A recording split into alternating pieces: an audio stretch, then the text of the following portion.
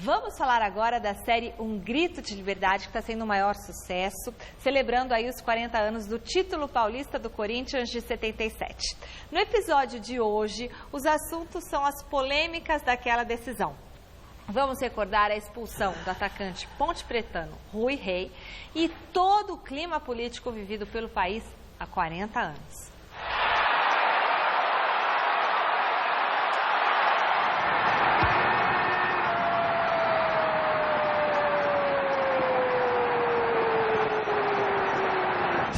É gol, explodem corações.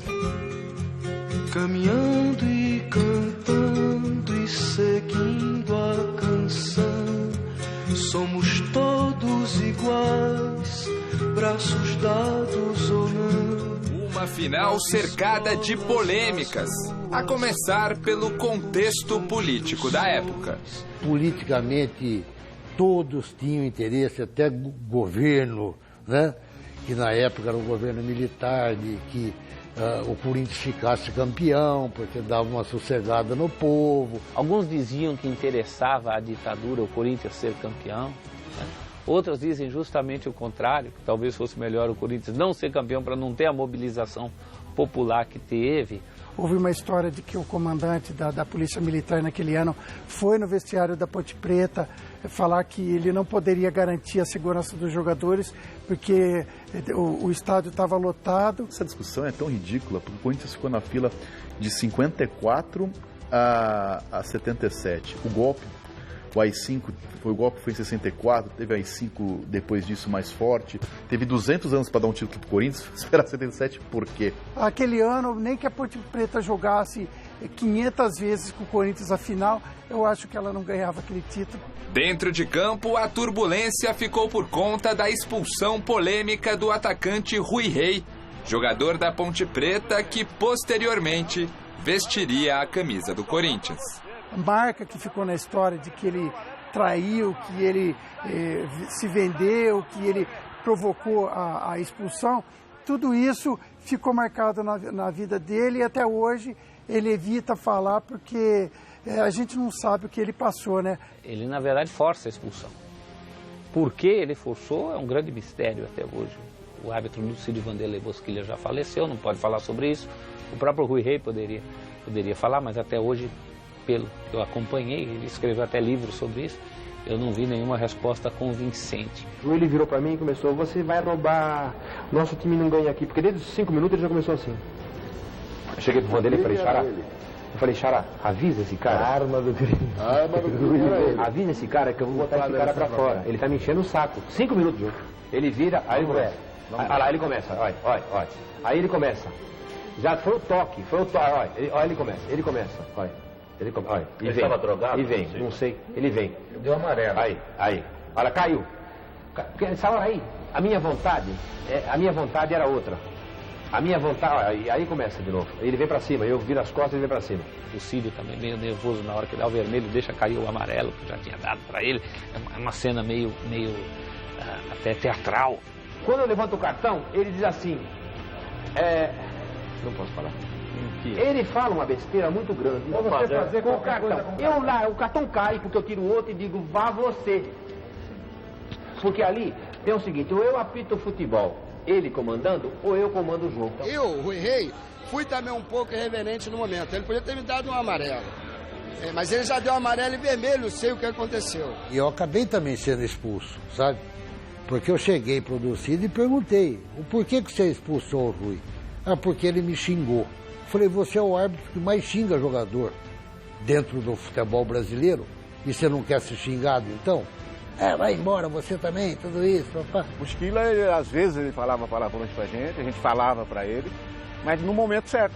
E ali não foi o momento pro Rui Rei. Eu posso ter a firmeza de falar pra vocês, com o Rui Rei, sem Rui Rei, o Corinthians seria campeão. Porque naquele último jogo, 1-0 foi pouco, referente àquilo que nós apresentamos no jogo. Basílio, o grande herói daquela noite do dia 13 de outubro de 1977, também teve o destino ameaçado por Dulcídio Vanderlei Bosquilha. uma discussão. Tá eu, o Oscar, justamente aqueles bate-boca, o Geraldão sendo provocado pelo Polozzi, pelo Oscar. Ali começou aquelas discussão e tal, e eu dei um tapa no rosto do Oscar. Aí o Ducílio, vou botar os dois pra fora. Ainda bem que aí eu afastei, os caras foram me puxando, mas na hora a coisa ficou feia. Pra mim, eu me senti, eu falei, eu tô desequilibrado, não posso fazer esse tipo de coisa, você entendeu? Mas na hora os ânimos e o sangue tá muito quente. Ainda bem que o Ducílio, graças a Deus, reconheceu aquilo para que vocês pudessem estar aqui fazendo essa entrevista comigo. É gol, vingança do povão. Meu São Jorge guerreiro derrotou mais um dragão. Olha, eu vivi intensamente esse jogo, intensamente essa final, então algumas coisas que eu posso falar com tranquilidade. Escrevi até um livro sobre esse tema que eu nunca consegui publicar, mas vou publicá-lo em breve. Primeiro, havia grande interesse da ditadura que o Corinthians ganhasse, porque um ano antes, na eleição para o Senado, apareceu Orestes Quercia, olha só, né?